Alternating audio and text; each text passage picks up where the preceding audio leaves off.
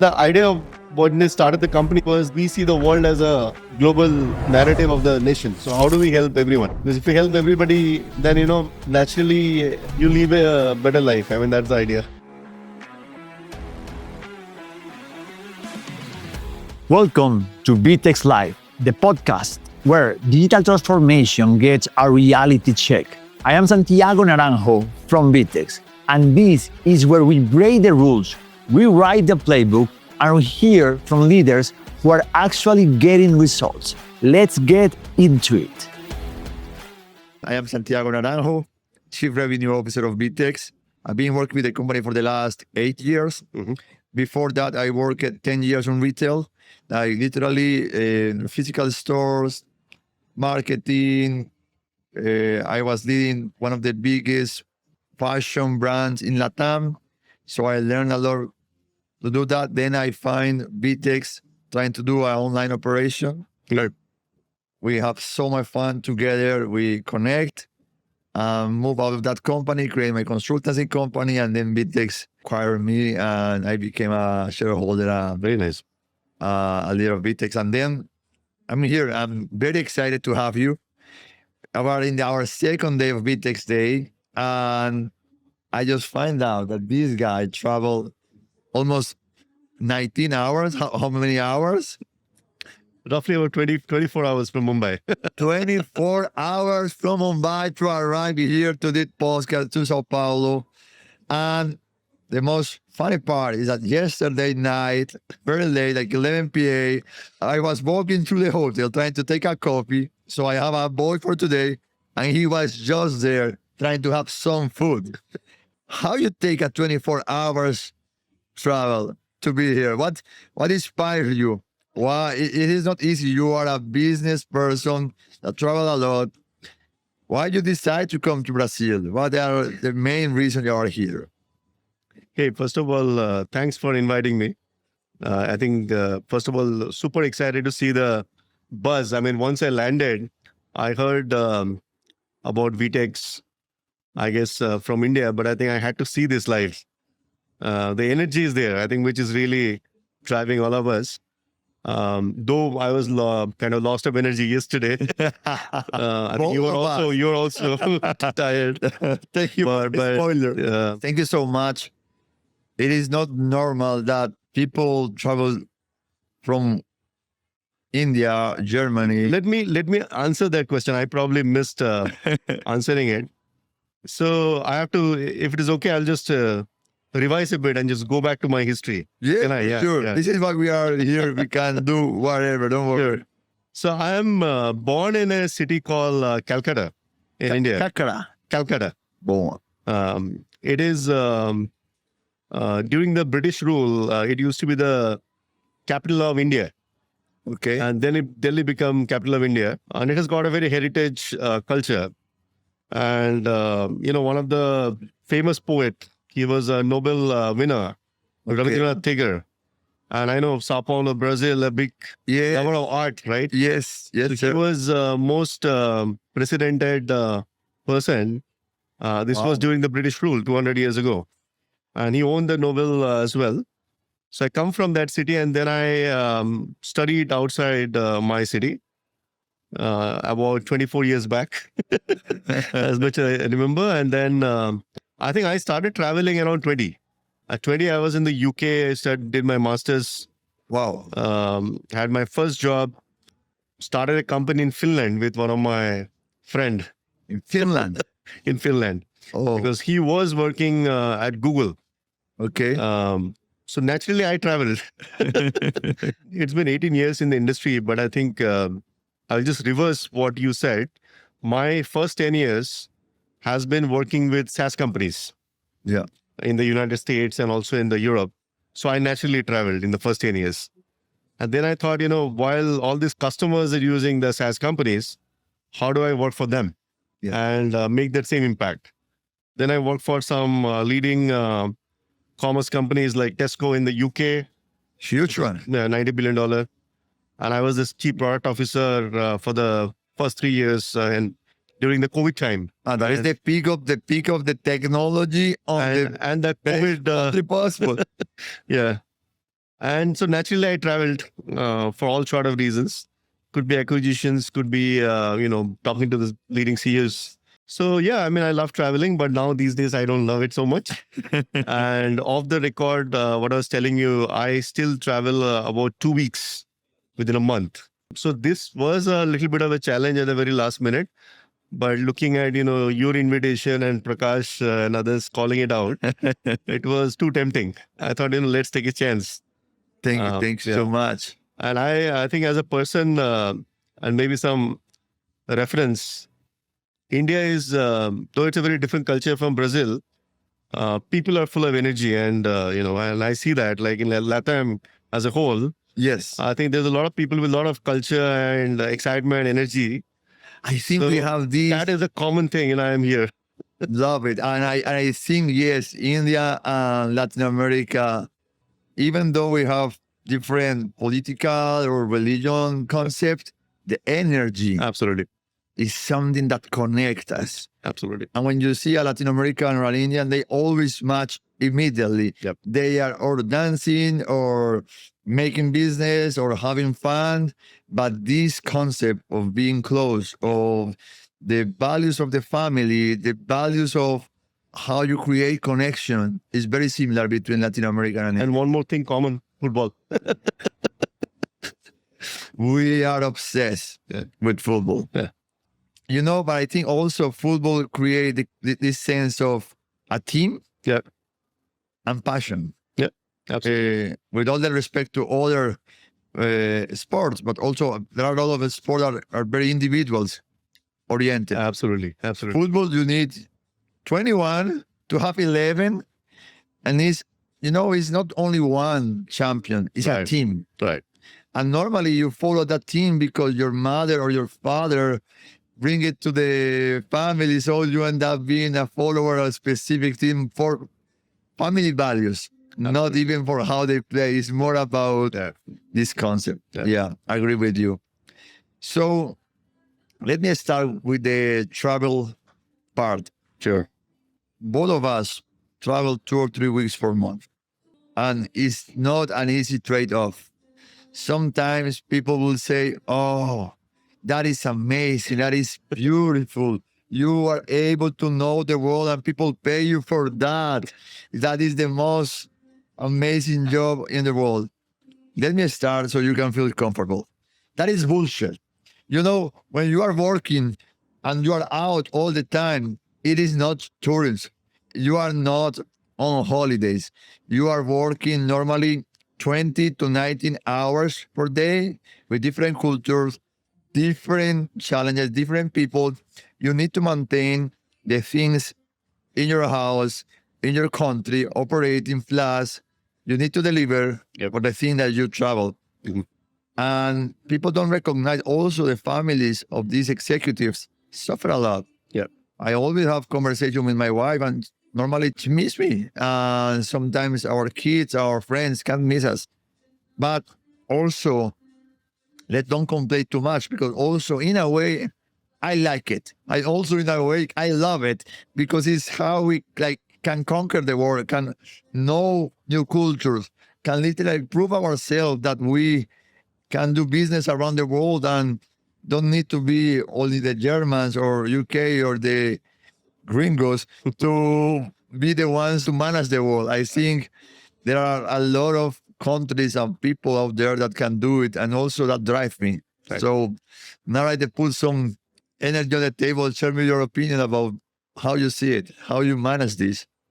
Yeah, look, I mean, there are a couple of tenets, right? When I look at answering this, I think it also a little bit of who you are, right? I think, so all these companies, I have worked in the last 18, 19 years. And family, like you rightly said, family plays a big role in the making of who we are, right? Yes. Starting from kids, kid would wait and say, when are you coming back? So, that's a funny thing, right? How many kids do you have? I have got one daughter, Nice. 7-year-old. So Wow. she's waiting. That age is perfect. Yeah. So it's a perfect age. She's learning stuff very quickly, and she has also done some research about Sao Paulo. Seriously? She asks me all the details, where are you flying? You need to buy some good things for her. Absolutely, absolutely. And with the iPad, she has the world with her, right? All the time she is, know everything. Yeah. So you must try XYZ. But I think going back to the core is, I think when we define who we are, so a little bit of context setting, I think that will help.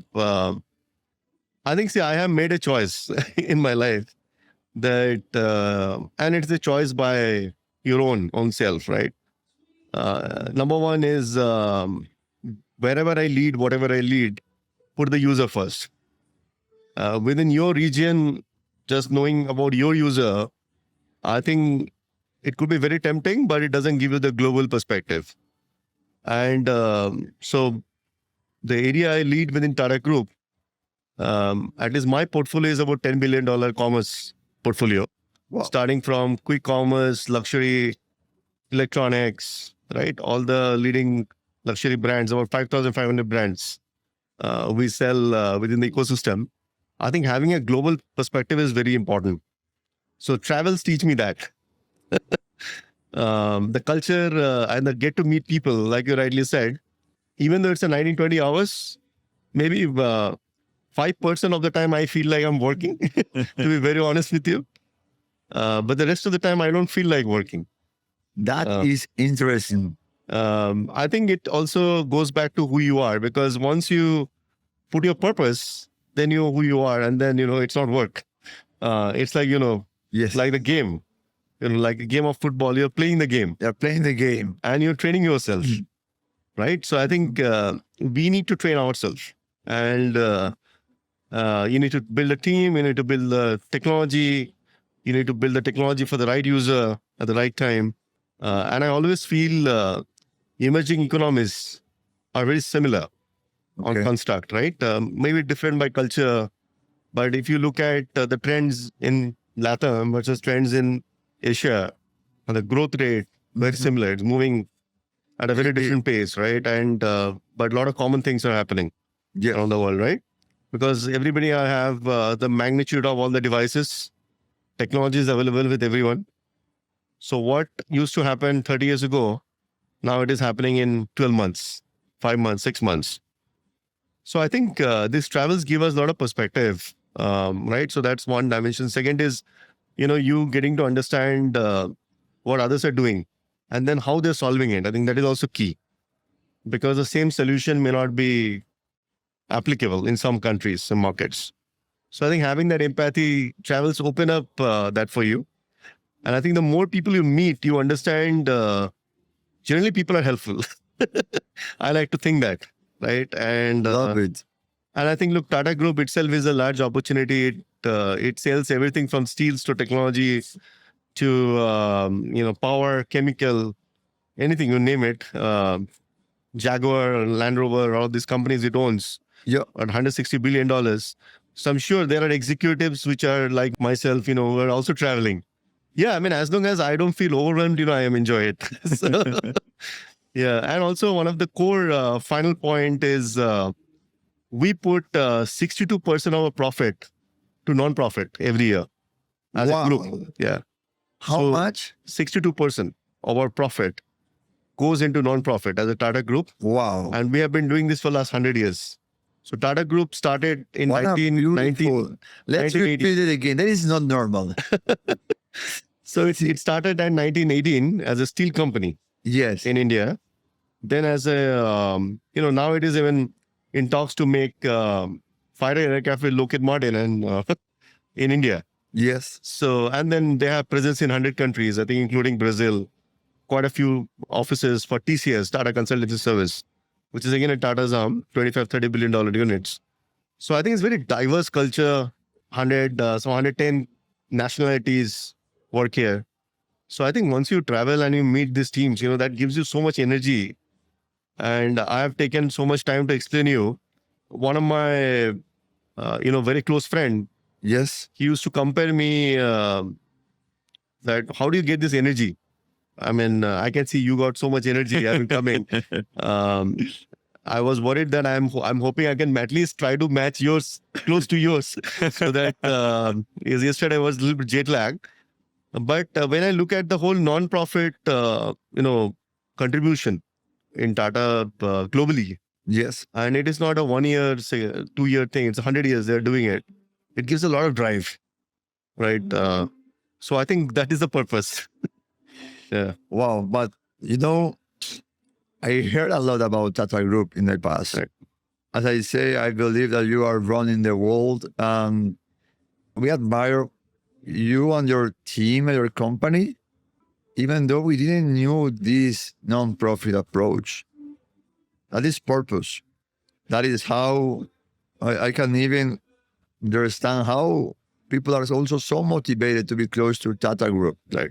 Because it is not only about money. Of course, you need to generate money to be able to pay taxes, to create a society, to create an economy that allowed everyone to move forward. But to understand that the nonprofit goes in that direction Yep.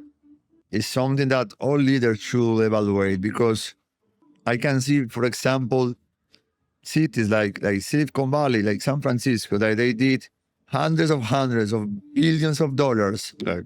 I'm sorry, guys, of Silicon Valley or San Francisco, but that's the time I went there. They have more people in the street, Right. like doing drugs, than executive making business. Right. And this is like hyper capitalism. Only go against the same humans and the same regions. Right. When you go to India, you can see a country that is popping up, that is full of energy, that is getting ready to be there for the rest and to help the rest of the world, not only to conquer or to lead. I can see that in the culture of the India. The Indians want to help, to be there, to enable connection. Right. It's not a competition. The Indians want just to be good enough for their team, for their people, and for everyone that need them. And this is a purpose drive economy and purpose drive team. And also, as you get some gray hair, and after like you make some millions in the bag, you start to understand that, say, look, it is not everything about making money. Yeah, absolutely. You are not going to be here all the life. You're going to die when the energy defines. Absolutely. So it's good to also allow or create good spaces, good environment for new generations to be here. Because if we are here, it's thanks to other people that maybe allow us to. Absolutely. And brilliant point. I think how you summarize, and I think just to kind of add maybe some color to it, I read this book pretty early in my age. I'm an author, by the way. Seriously? What is my the free book? time, I thought I'll reveal it. It's called Winning the Digital Edge with Data. Let's put it here, that book, please, in the podcast. Winning the Digital Edge. We need with the Data. digital era. And it became the bestseller in Amazon a couple of years back. Wow, congrats. So we need to. So like you rightly said, it's not about the millions in the bank, because when we die, it's not about how much wealth you have. It's about who you are, right? I mean, look, one of our chairman, Ratan Tata, he passed away last year, right? And so you could imagine when he passed away, everybody in the world, because when he looked at non-profit, he didn't thought about only India and Indians. He put the money across the world. I mean, that was the idea. So I think that is a narrative, and and that also comes with a lot of responsibility. For me, I mean, when I look at a technology partner, it's not just a client and a partner relation. It's not about buying, selling. Somebody who is here for long haul, right? Because the opportunity is massive, but then can we really like scale it up and solve? And in India, to give you a sense, luxury, at least what I've seen, it is growing at a 60% year on year. I don't think any market grow like that. India, right? That is growing. That That's not right? technology anymore. Yeah, no technology. And if you look at the entire group, it is growing at a 25% at a $160 billion run rate. In that size, that right? growth. So that basically needs a long-time mindset. And we also want to make sure that we give the money back to the non-profit. So we don't want to make bad choices, I guess. So it's a lot of responsibility on anyone. Yeah. I So, can yeah, see that. And yeah. also as a part of the team, as an employee, I think sometimes companies try to push the vision of the company to the vision of the employees. But sometimes some companies they're hyper capitalist companies. They only want to make money for the investors. Right. This is not what employees dream to do that. You know, as a human being, of course you want to have some money, but your vision, your purpose as a human is to not to wake up 7 a.m., work 12 hours, go night, and make other person rich, and you have enough money in your balance. That is not why people come to this world. Right. So an invitation for founders, C-level, is not for the employee to get into the vision of just making money for the owners, but maybe the company to have a purpose, Absolutely. to have a vision that can connect and really like allow humans that want to you like to be part of that vision Right. with purpose and join that company. Absolutely. Yeah. And that is fundamental. I think in the new way that we are going to operate is beautiful. I never heard about that in the size of the group. You know, love it, love it. Let's go to another angle because if not, we are going to Sure. go deep on that. But Sure. I want to know a little bit about how Tata Group is structured, evolve. It is only services. It is only fashion. What are the division of Tata Group? People can believe that they understand Tata Group. Yeah. When they say someone say, that is Tata Group. I say, no, okay, some huge group in India. Right. It's more than that. Yeah. Can you give a overview so people can get it? The ones that are outside of that big world. Sure. No, it's a great question. I hope I'll try to do a good job. It's a tough one because we tend to always think about what we own as a portfolio. So I think Tata Group represent as a company, as a mission when it started. I'll talk about the mission a little bit. It is to build the nation. It wasn't about building a private company. It was to build the nation, right? What can we do to build the nation? And the first move came in 1918. And this was that time, 100 years back, I guess 6 years, 7 years back. The only way to build nation that time was to own the steel. You have to make your own steel. Because if you make your own steel, then you can build your own construction, own buildings. And the country needed it. So it learned everything from North America. It came, it did partnerships. It had their own jet, all of that in India. But it really started with nation building, right? And as a company, it is a product company, I would say. Services, it's a product company. Be it a power sector. So when I say power sector, imagine India with 1.4 billion people. We are naturally moving towards electric, right? And we're moving extremely fast. So currently in the market, in the automobile market, Tata Group is a $45 billion revenue maker. And it is growing at a 30% on the electric sector in the country. No way. 30% year on year. I can't speak of other groups, but I think they're also seeing a lot of growth. Because what's happening is, if you look at the population, I think we have to understand the population. To look at this group's mission, young people making smart choices. They have learned from their parents. They have lived with the grandparents. They have learned how to make smart choices. They're reading well-read, going to good schools. So naturally, when you have got exposure, they're thinking about climate, they're thinking about environment. So again, it's not about can you own a Mercedes or a BMW or a Jaguar? Yeah. Well, I need an electric one. Until you have one, I will not own it.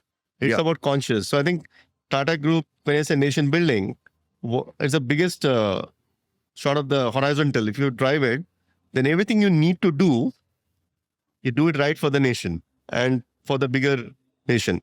And the second part of the vision statement from the mission statement, is to build a most comprehensive global community which can pass on the non-profit.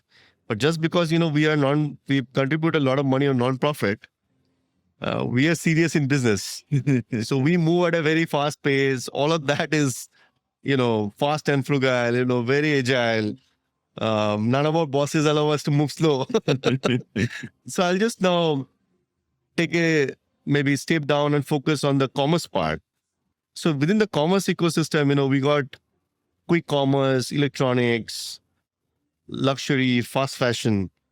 Each of these are like between $2 to $5 billion business. And which is what, part of, I'm leading the digital transformation for this $10 billion portfolio right now.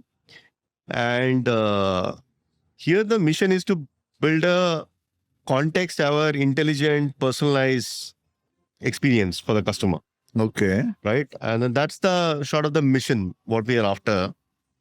Because I think the goal is, I think now people are no longer talking about channels. Channels are done and dusted. Done. Now it is from channel to context. I mean, do I know Santiago is in Sao Paulo? Yeah. Whether it is a digital touch point or a store's touch point or maybe in a car.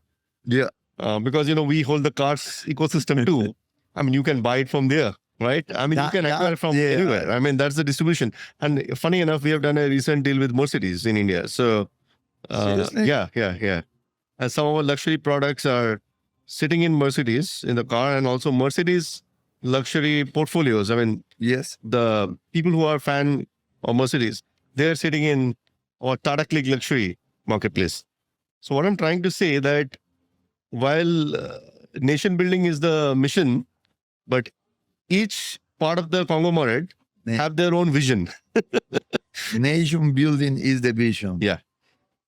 And the idea of when they started the company, the idea was we see the world as a global narrative of the nation. So how do we help everyone?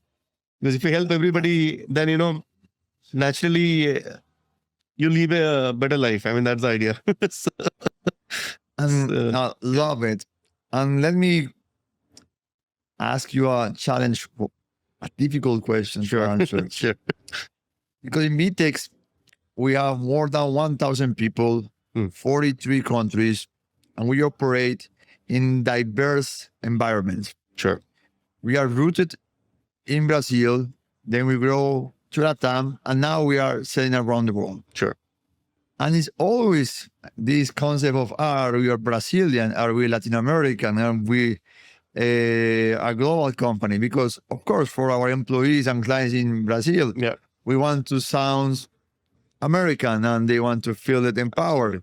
For the Mexican one, they want to speak Spanish and they want to feel Latin American. For the Brazilian, is where everything burned. So this is our home, etc. Then from the German, they want to have their office. You want to sound localized. Exactly.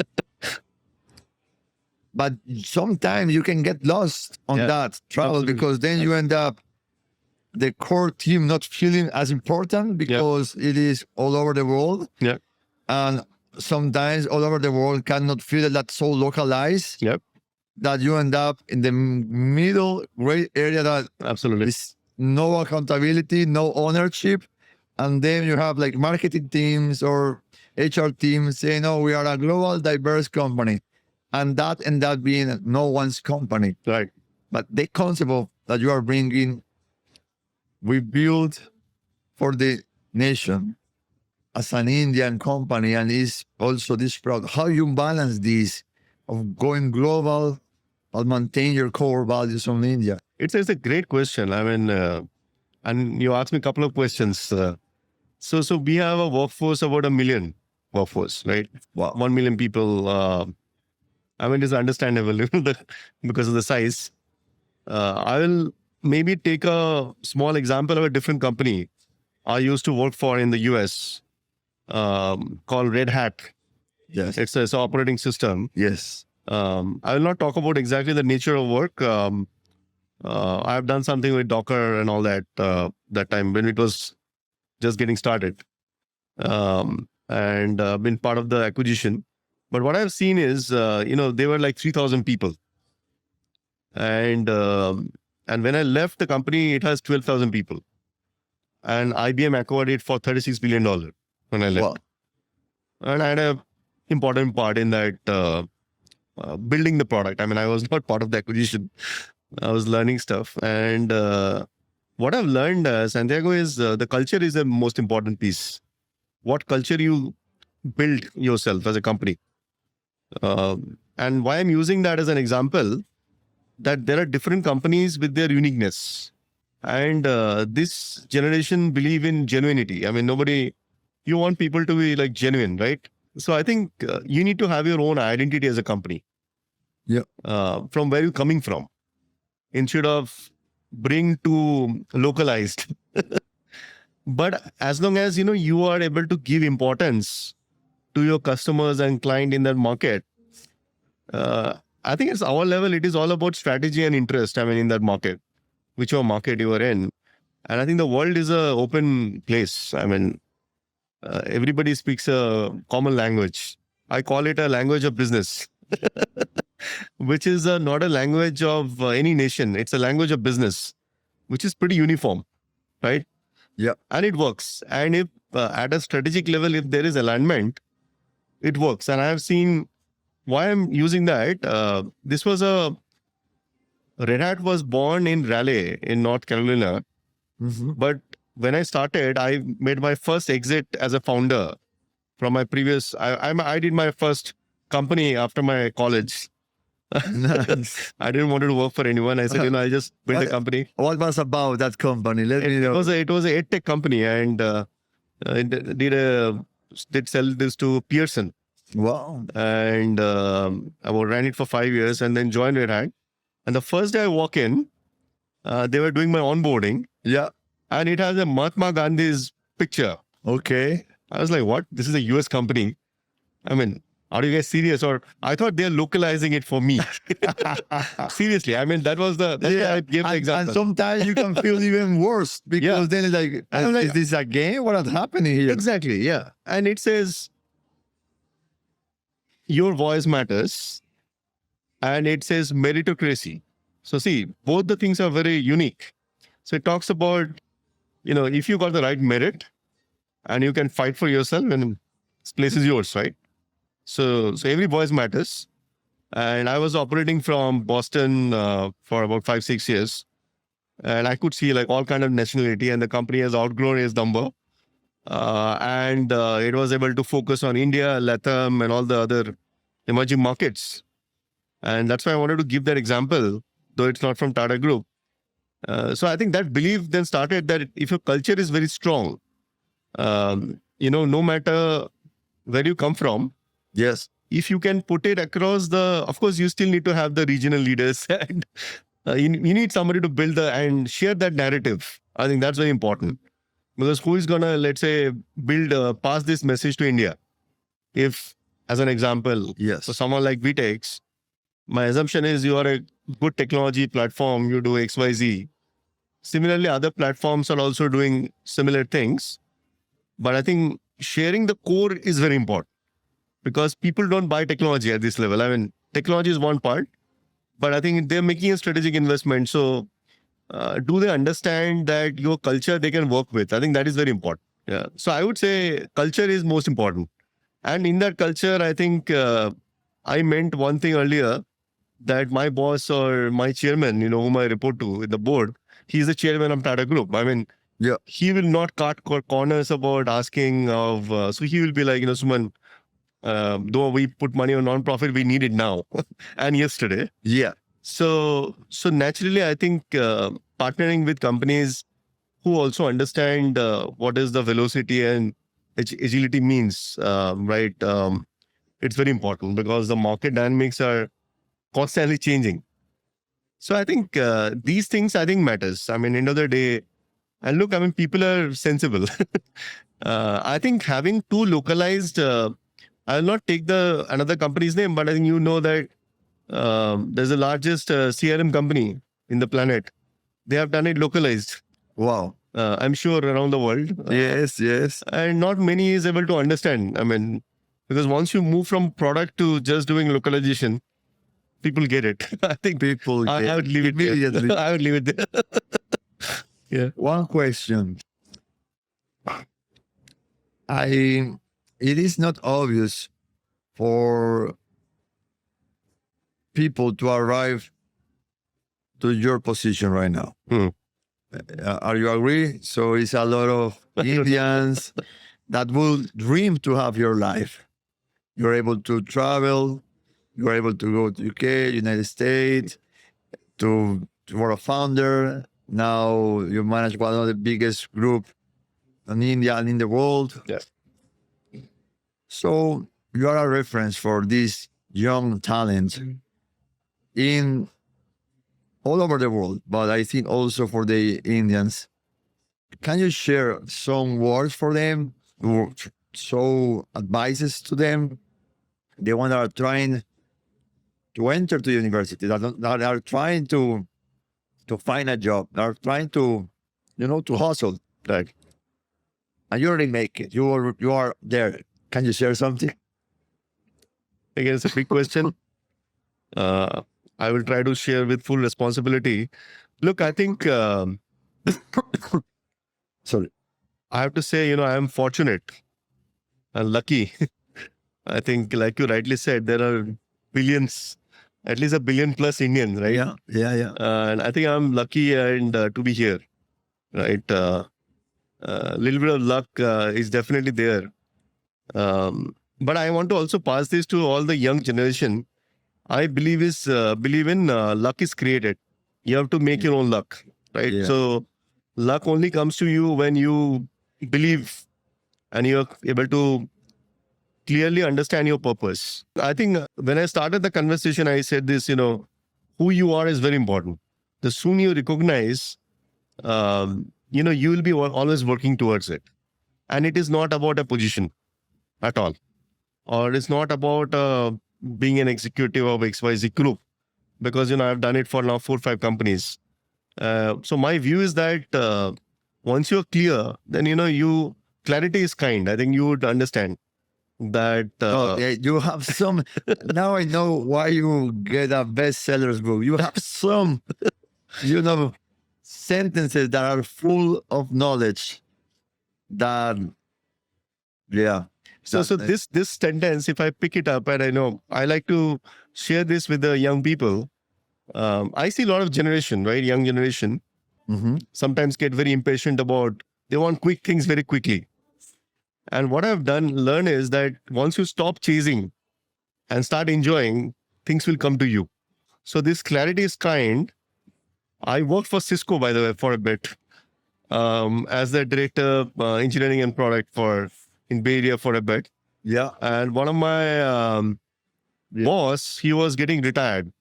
And I will quote his name, Mark. So Mark Snyder, when he hired me, he said, I would want to work for you someday.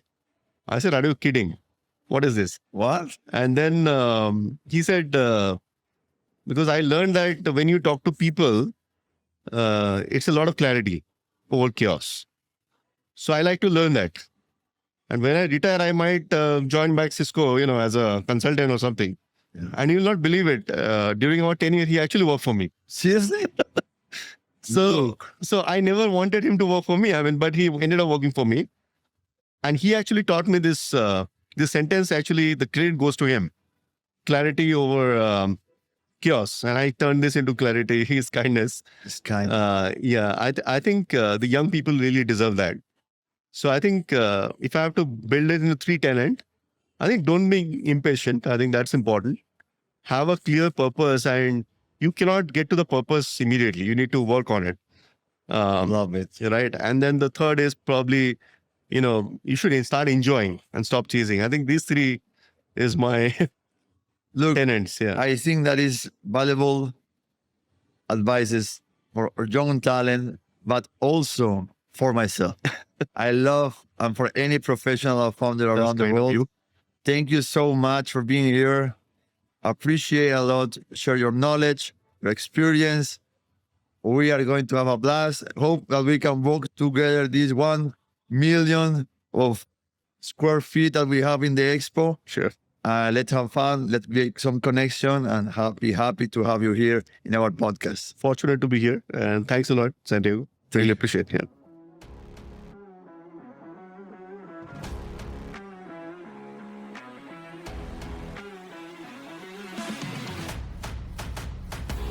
This episode of VTEX Live was brought to you by VTEX, the digital commerce platform for bold leaders.